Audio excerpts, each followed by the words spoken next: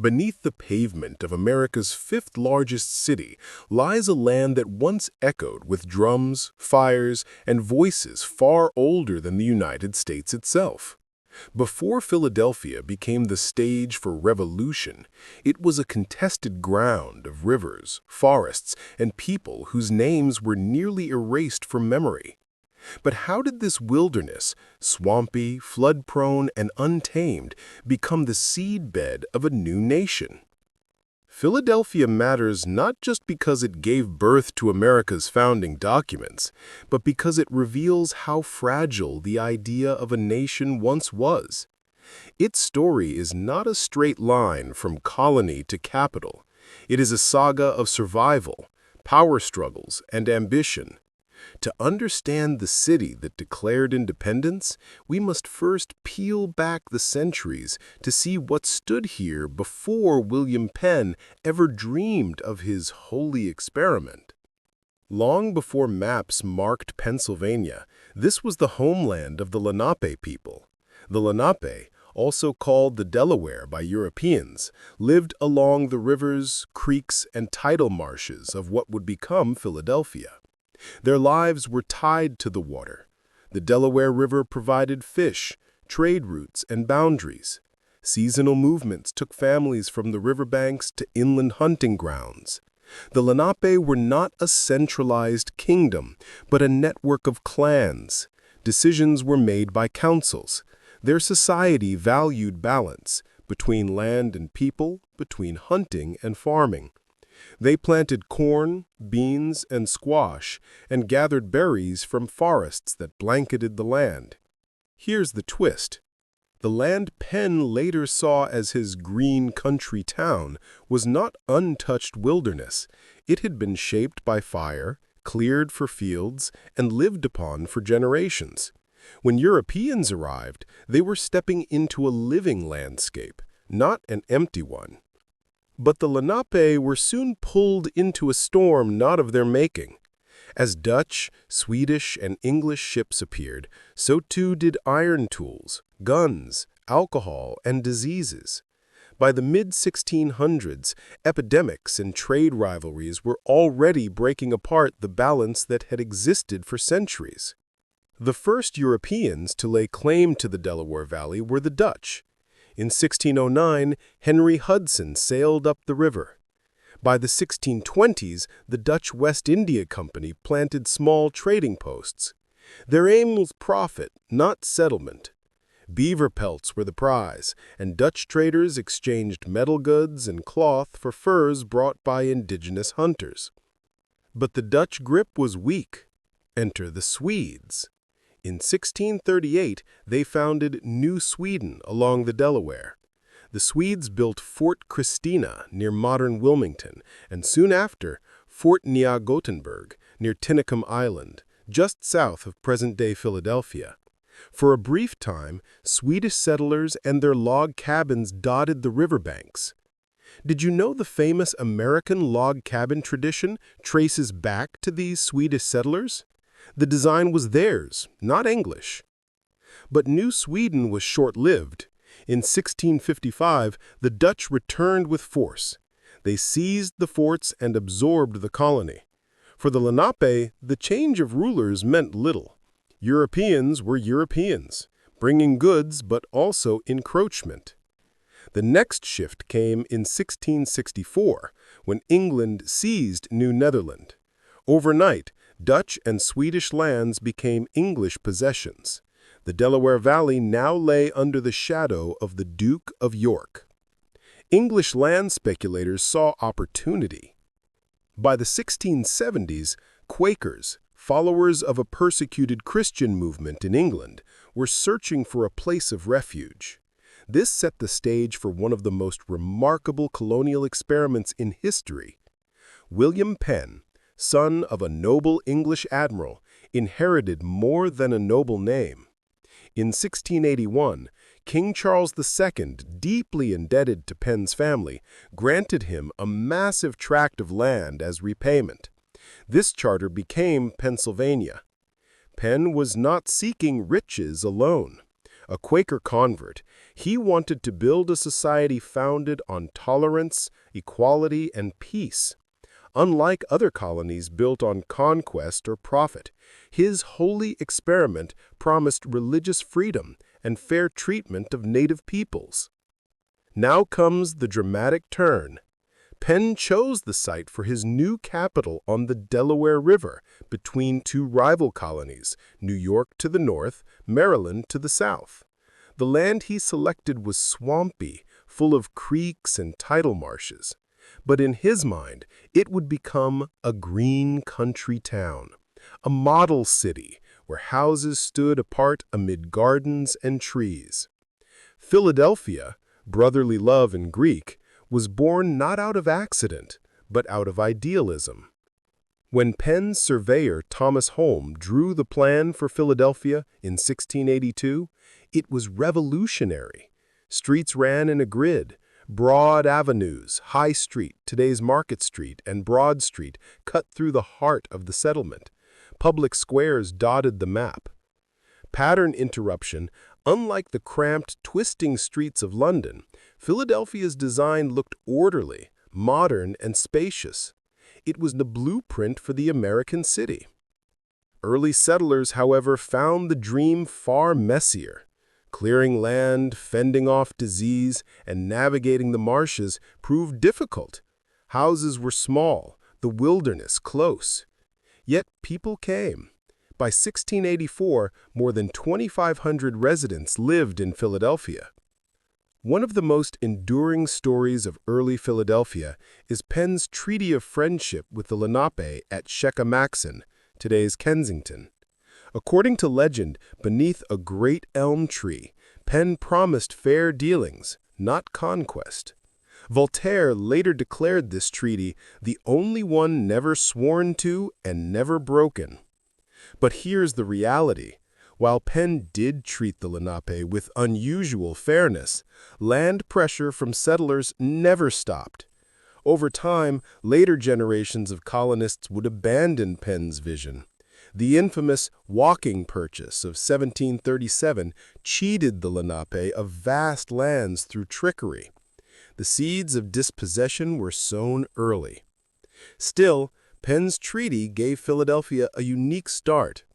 The city began with a reputation for peace, tolerance, and order, a stark contrast to colonies marked by violence. By the early 1700s, Philadelphia was thriving. Its location on the Delaware River made it a hub for trade. Ships carried wheat, lumber, and furs out, while goods from Europe flowed in. The city grew rapidly, so rapidly that by 1750 it was the largest city in British North America, surpassing Boston and New York. Its population was a mix of Quakers, Germans, Irish, Africans, both enslaved and free, and other settlers. Mini-hook. Imagine walking through colonial Philadelphia, one of the most diverse cities in the British world, where dozens of languages filled the air. Yet diversity also brought tension. Quakers preached peace, but the colony relied on enslaved labor. German settlers clashed with English elites over land. Native relations grew strained as settlement pushed westward. Philadelphia was not just a commercial hub, it became a center of ideas. By the mid-1800s, printers filled the city, spreading pamphlets, books, and newspapers.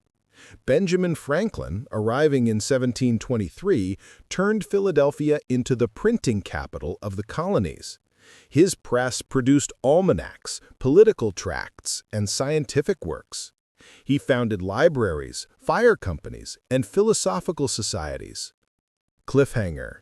Franklin would later help draft the Declaration of Independence, but here he was, an ambitious young printer shaping the city's intellectual life. No great city grows without peril. Philadelphia faced repeated outbreaks of smallpox, yellow fever, and other deadly diseases. Wooden houses made fire a constant threat. Floods swelled the creeks. Yet each disaster tested the resilience of its people. Rather than collapse, Philadelphia adapted. Fire brigades, hospitals, and better sanitation slowly transformed survival into stability. By the mid-18th century, Philadelphia had become the beating heart of British America. Its merchants grew wealthy, its thinkers grew bold, its diversity fueled debate. But here's the twist. Philadelphia's prosperity was tied to an empire that saw the colonies as subjects, not equals. As British taxes and restrictions tightened, Philadelphia, this Quaker-founded town of peace, would become the loudest voice for rebellion. The city was no longer just Penn's experiment. It was becoming something greater, a birthplace of revolution. By the mid-1700s, a startling truth emerged. Philadelphia was no longer just William Penn's quiet, green country town. It had outgrown its humble Quaker roots and transformed into the largest city in British North America. But here's the twist. Its rise wasn't just about trade and population growth. Philadelphia became a magnet for ideas, conflict, and ambition, setting the stage for a revolution that would shake the world. Why does this era matter? Because it's here that Philadelphia became more than a settlement. It became a powerhouse. The city's docks churned with ships, its presses roared with pamphlets, and its streets buzzed with a mix of cultures unheard of in Europe. In this period, Philadelphia emerged as the intellectual and economic engine of the colonies. And yet, under this golden age, tensions brewed. Tensions that would one day ignite into rebellion. Philadelphia's success was tied to geography. Its location along the Delaware River made it a gateway to the Atlantic. Ships could sail up easily, avoiding the rocky harbors that plagued Boston or New York. Just inland, the Schuylkill River opened routes to Pennsylvania's hinterlands. Wheat, lumber, furs, and iron poured into the city, destined for European markets. By 1740, Philadelphia's docks stretched with wharves, warehouses, and cranes. Merchants grew wealthy, exporting flour ground from Pennsylvania's fertile fields. The city earned a new nickname, the breadbasket of the colonies. Minihook. Yet prosperity was a double-edged sword. Success tied Philadelphia tightly to Britain's empire, a connection that would one day feel more like a chain than a lifeline. Step into Philadelphia's streets around 1750, and you'd see a city alive with diversity. English Quakers still held political power, but German immigrants filled entire neighborhoods. They brought Lutheran churches, sausages, and sturdy farming traditions. Irish settlers, many Presbyterian, poured into the city too, chasing work and land. Africans, both enslaved and free, made up nearly a tenth of the population, contributing labor, crafts, and culture. Philadelphia was one of the first cities in America where people of multiple races, religions, and languages lived side by side. This made it a laboratory of tolerance, but also a breeding ground for conflict. Here's a thought. How do you govern a city where not everyone shares the same faith, language, or vision of the future? The answer shaped Philadelphia's identity forever. The Quakers who founded Pennsylvania believed in peace, simplicity, and equality. Their principles outlawed oath-taking, stressed religious tolerance, and discouraged war. This gave Philadelphia a unique spirit compared to colonies ruled by Puritans or Anglicans. But by the 1730s, Quaker dominance was faltering. Immigrant groups wanted more representation, land disputes erupted on the frontier, and when wars with France and Spain flared, the Quakers' refusal to fund militias enraged many colonists who demanded defense. Minihook. Imagine the contradiction, a city rising in wealth and importance, yet its rulers refusing to defend it with arms. How long could that last? Enter Benjamin Franklin, a runaway apprentice from Boston who arrived in Philadelphia in 1723 with little more than ambition. Franklin worked his way up from printer to civic leader, and his influence transformed the city. Through his newspaper, the Pennsylvania Gazette, Franklin shaped public opinion. His Poor Richard's Almanac spread practical wisdom to farmers and tradesmen. But Franklin was more than a printer. He was a builder of institutions. He helped found the Library Company of Philadelphia, America's first lending library, the Union Fire Company, a volunteer fire brigade, the Pennsylvania Hospital, the first hospital in the colonies, and the American Philosophical Society, a center for science and inquiry. Franklin's vision turned Philadelphia into not just a commercial hub, but an intellectual capital. Little did anyone know, this same Franklin would later help lead the colonies in breaking away from the empire that gave Philadelphia its wealth. Philadelphia's emphasis on learning set it apart. In 1740, a school that Franklin supported grew into the Academy of Philadelphia, later the University of Pennsylvania. Unlike other colonial colleges founded strictly for training ministers, this one focused on practical knowledge, science, philosophy, and commerce. The Enlightenment, an age of reason sweeping Europe, found fertile soil in Philadelphia. Scientific lectures, experiments, and debates filled meeting halls. Franklin's lightning experiments with kites and keys weren't just spectacles, they symbolized a city unafraid to challenge old truths. Can you see the pattern? Philadelphia was becoming not only the breadbasket of America, but the laboratory of its future ideals. By mid-century, Philadelphia had grown into the busiest port in North America. Its population swelled past 20,000, overtaking Boston and New York. The city's wealth was visible in brick townhouses along High Street and in the bustling markets that lined the streets. Merchants dominated civic life. Families like the Willings, Morrises, and Whartons became power brokers, using their wealth to shape politics. These elites benefited from transatlantic trade, but that trade also meant entanglement in the empire's wars, taxes, and regulations. Here lies a hidden contradiction. Philadelphia's prosperity depended on Britain, yet the city's merchants would become some of the first to question imperial control. Beneath the prosperity lay injustice. Slavery existed in Philadelphia from its earliest years. Africans labored in households, workshops, and on the docks. Yet the city was also home to one of the largest free African populations in the colonies. By the 1750s, free Africans were forming their own churches, schools, and mutual aid societies. Though marginalized, they were laying the foundations of a vibrant community that would later produce leaders like Richard Allen and Absalom Jones. Philadelphia was a paradox, a city of liberty and tolerance built in part on bondage. That contradiction would only grow louder as talk of freedom spread. Philadelphia's power wasn't just measured in trade and ideas, it was tested in war. The mid-1700s brought conflict with France and its native allies. The French and Indian War, 1754 to 1763, shook Pennsylvania. While frontier settlers faced raids, Philadelphia became the logistical hub for supplies, troops, and communication. Franklin himself organized defenses and led negotiations with native allies.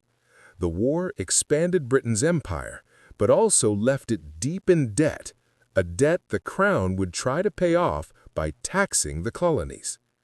Philadelphia's wealth would soon become its curse, making it a prime target for imperial taxes and colonial resistance. One of Philadelphia's greatest strengths was its civic culture. The State House, built in the 1730s, later renamed Independence Hall, became the center of colonial government. Taverns and coffeehouses filled with debate. Religious diversity fostered tolerance. There were Quaker meeting houses, Anglican churches, Lutheran halls, synagogues, and Catholic chapels. Yet underneath this civic harmony simmered division. Class tensions grew between wealthy merchants and laborers, elites and immigrants. pacifists and militias. The very diversity that gave Philadelphia strength also made it unstable, a powder keg waiting for a spark. By 1760, Philadelphia stood as the jewel of British America. It had wealth, ideas, and influence unmatched on the continent. But its contradictions were glaring. A Quaker city that profited from war, a tolerant city that held slaves, a loyal city that resented imperial control. In these tensions lay the seeds of revolution. Here's the dramatic truth. Philadelphia didn't simply drift into becoming the cradle of American independence. Its rise as a colonial powerhouse made it inevitable. A city so tied to empire could not avoid questioning that empire's chains. A city full of voices could not avoid debate. And a city so practiced in tolerance, diversity, and civic life was uniquely prepared to lead a new nation. In the summer of 1765, crowds filled the streets of Philadelphia, shouting against a law they said robbed them of their rights. They carried effigies, burned papers, and threatened officials. This wasn't London. This was William Penn's city of brotherly love, now boiling with anger. The question was no longer whether Philadelphia would rise, but how far it was willing to go. By the mid-18th century, Philadelphia had become the jewel of British America. Its wealth, diversity, and intellectual energy made it the largest city in the colonies. But prosperity came at a price. Britain, drowning in debt from global wars, began squeezing its American colonies for revenue. Philadelphia's merchants, printers, and laborers suddenly found themselves caught between loyalty to empire and the fight for liberty. This chapter is not just about taxes and protests. It is the story of how Philadelphia, once built on peace and tolerance, became the command center of a revolution. The spark came in 1765 with the Stamp Act, which required colonists to buy special stamped paper for legal documents, newspapers, and pamphlets. To London, it was a simple way to raise money. To colonists, it was tyranny without representation. Philadelphia exploded in protest. Printers, men like Benjamin Franklin's apprentices, saw their livelihood threatened. Merchants bristled at costs. Ordinary people saw it as a direct attack on their freedom. Effigies of tax collectors dangled from trees. Crowds stormed the streets near High Street, now Market Street.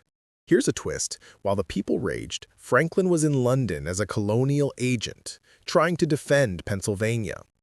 He at first underestimated the fury back home.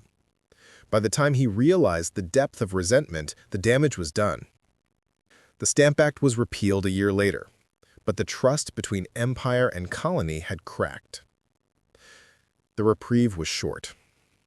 In 1767, Britain imposed townshend duties, taxes on imports like glass, lead, paint, paper, and tea.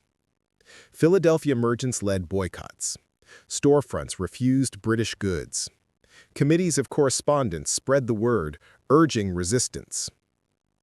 Philadelphia became a hub for protest. Pamphlets rolled off printing presses. Meetings filled taverns. Ordinary women played a role too, refusing imported goods, spinning homespun cloth, and turning boycotts into community action. Boycotts were powerful, but they also threatened Philadelphia's merchant class. Could a city so tied to trade survive rebellion against its own lifeline? In 1770, when British soldiers fired into a crowd in Boston, killing 5 colonists, the news swept into Philadelphia like wildfire.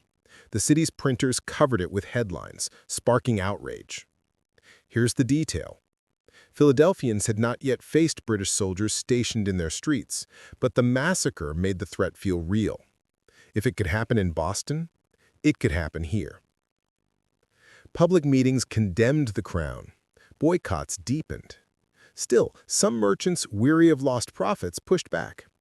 Philadelphia was not a city of one mind. It was a place where loyalty and rebellion clashed daily.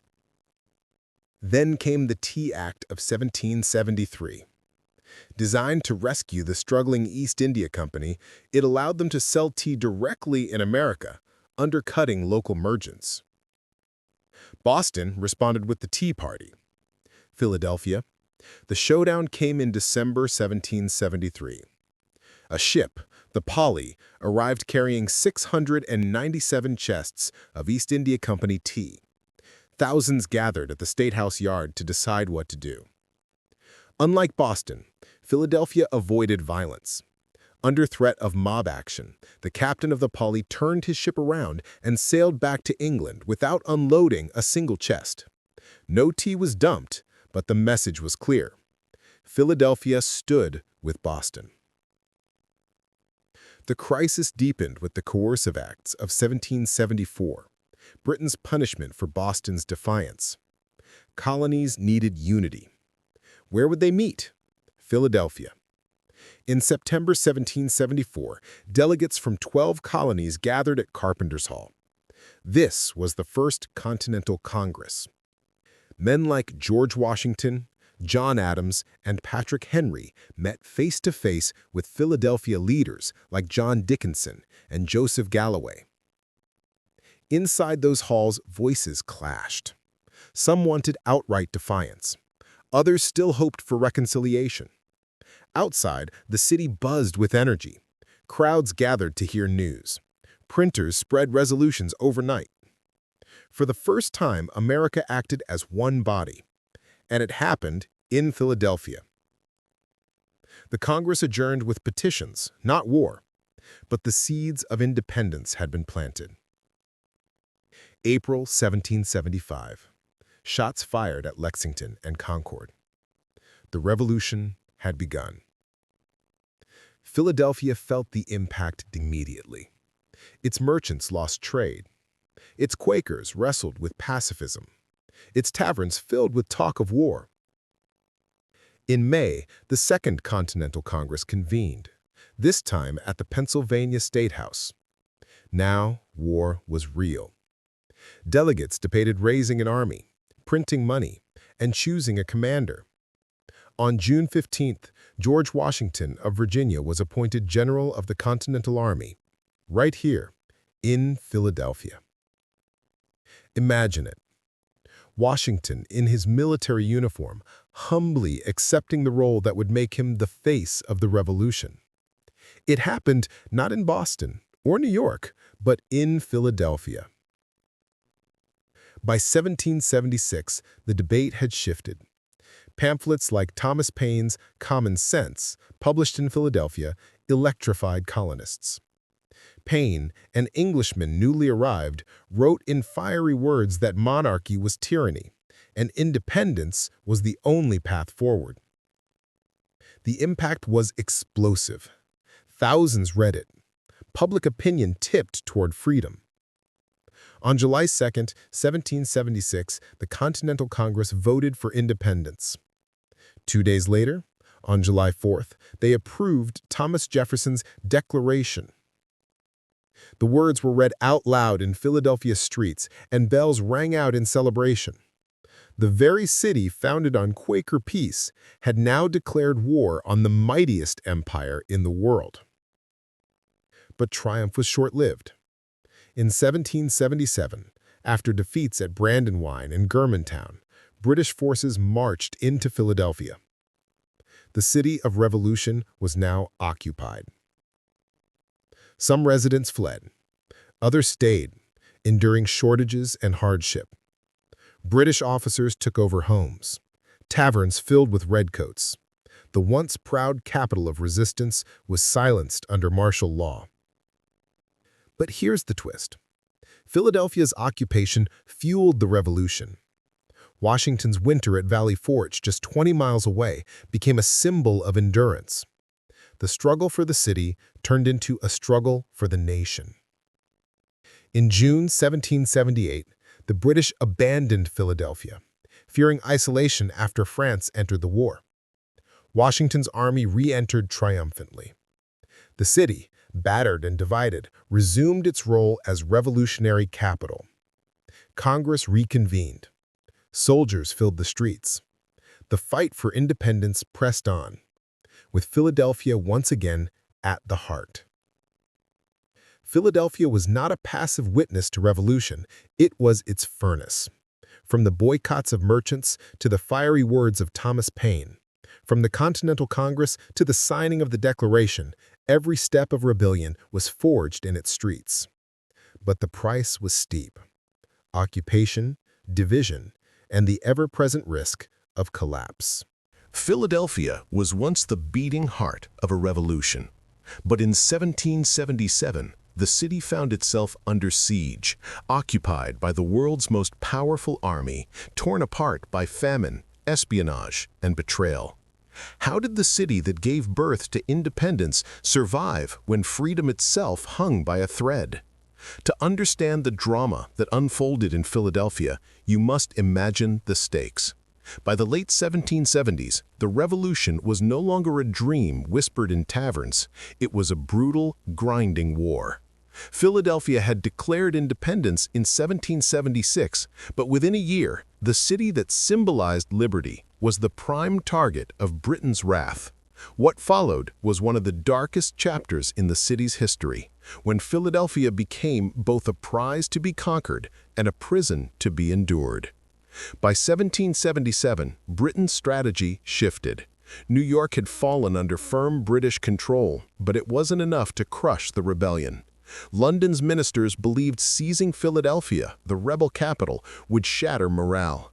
If the Crown could parade its red-coated troops through the city where the Declaration of Independence had been signed, it would deal a psychological blow that might end the war. General William Howe, commander of British forces in North America, set his sights on the Delaware River. But taking Philadelphia wouldn't be easy. Washington's Continental Army was battered but not broken.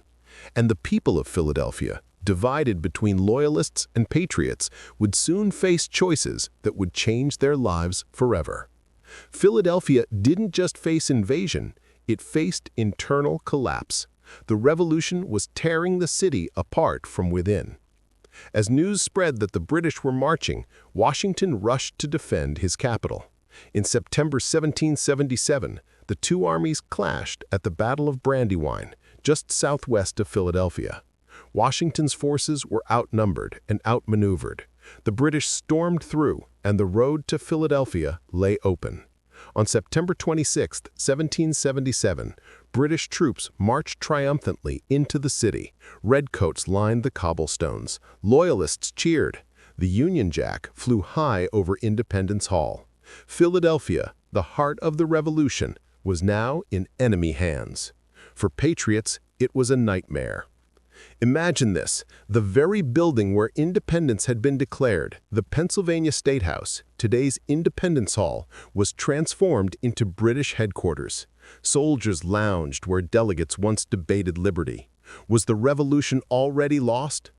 The British occupation of Philadelphia lasted 9 long months, and for the people inside the city, life became a daily struggle. Food grew scarce, trade collapsed, inflation soared. With supplies cut off, desperate families faced hunger and disease. But what made the occupation even more painful was division. Loyalists welcomed the British, hosting lavish balls and dinners.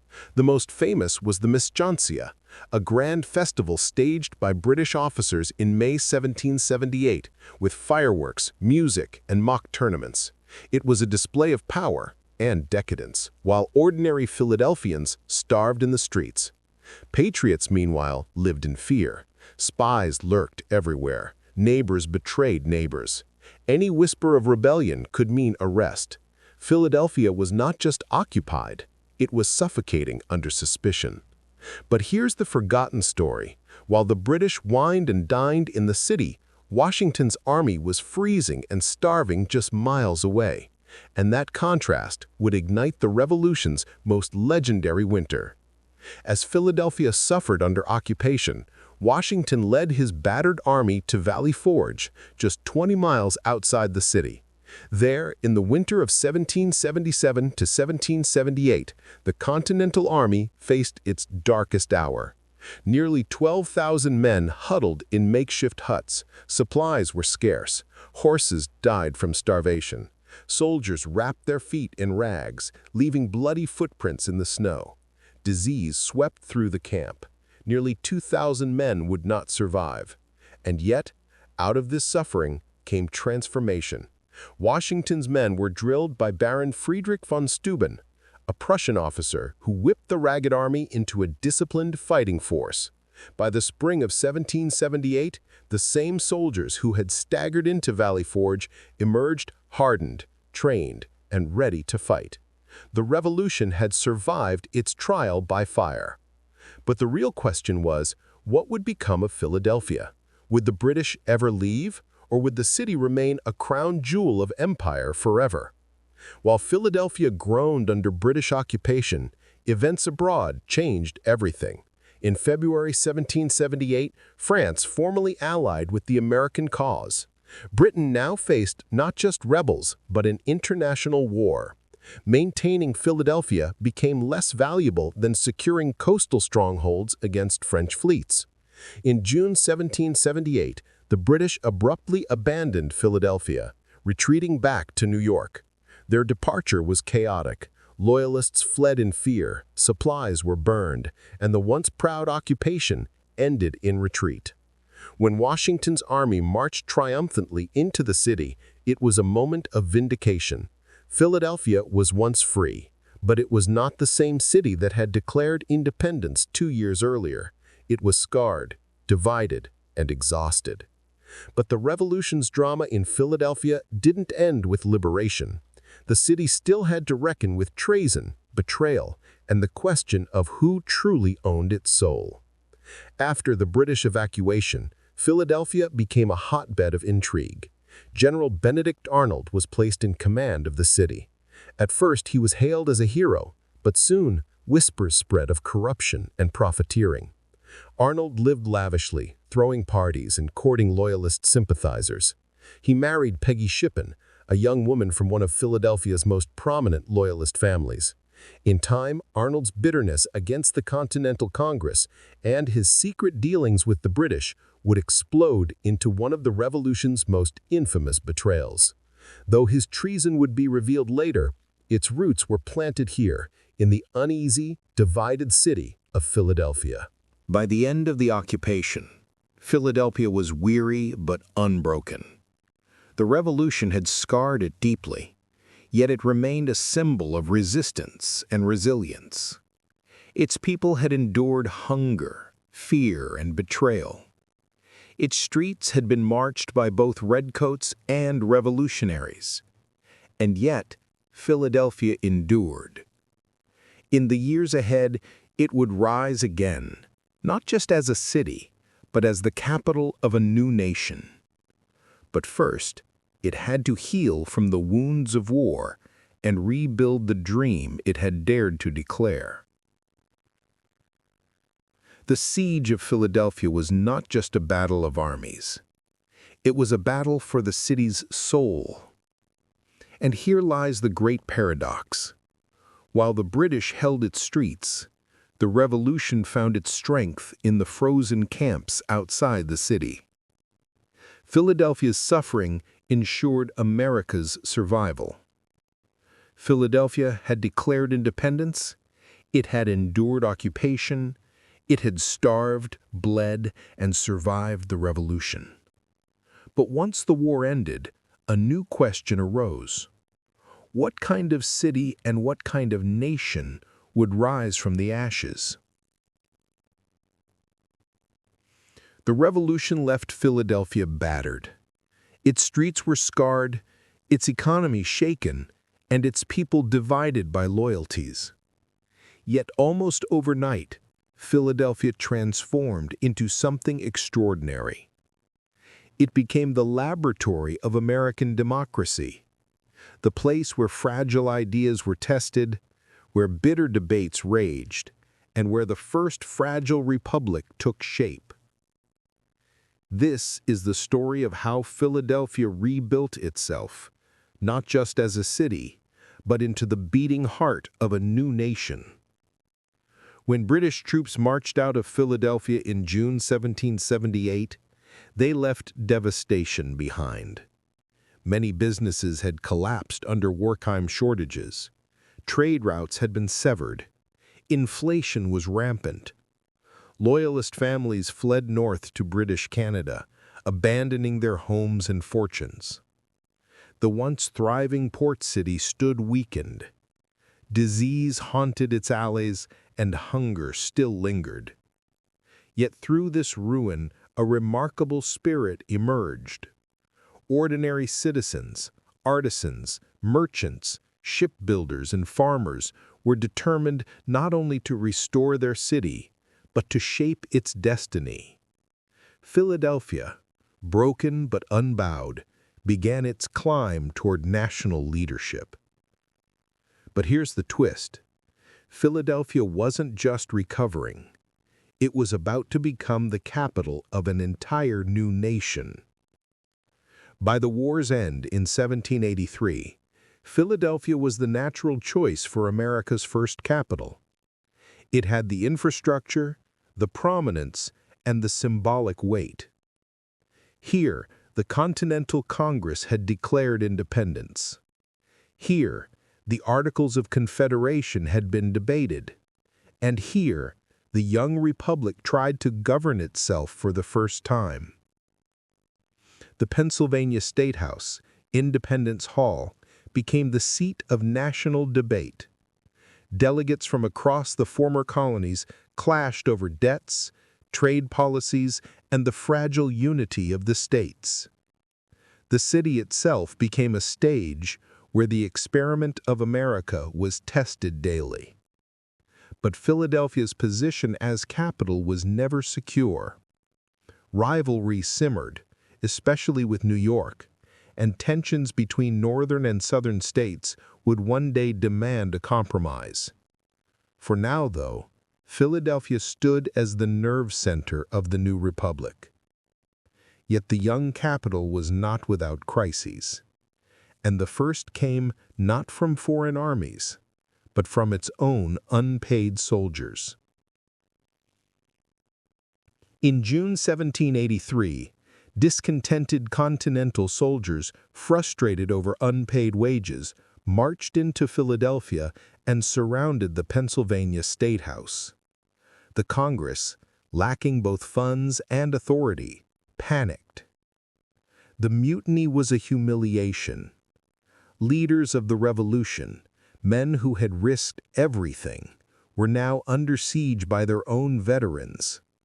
In desperation, Congress fled to Princeton, New Jersey. For a time, Philadelphia's role as the national capital was tarnished. Still, the city endured, and 5 years later, Philadelphia would host the most important gathering in American history. In 1787, delegates from across the states converged in Philadelphia to solve the crisis of the Articles of Confederation. The young nation was on the brink of collapse. Trade disputes, internal unrest, and weak federal authority threatened to tear it apart. Inside Independence Hall, debates raged for months. Should representation be equal or based on population? Should slavery be counted? Should power rest in the hands of the states or a central government? The summer heat was stifling, the arguments fierce. Yet in September, the delegates emerged with a document, the United States Constitution. It was not perfect, but it was revolutionary.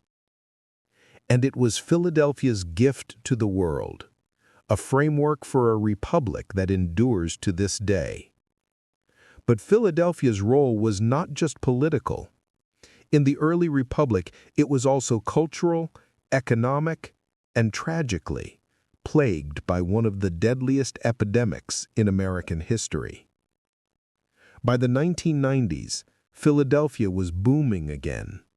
Its port bustled with ships from Europe, the Caribbean, and Africa. It became America's financial hub, home to the nation's first bank, founded by Alexander Hamilton. Its publishing houses produced newspapers, pamphlets, and books that spread ideas across the young nation. The city also became a beacon of science and culture.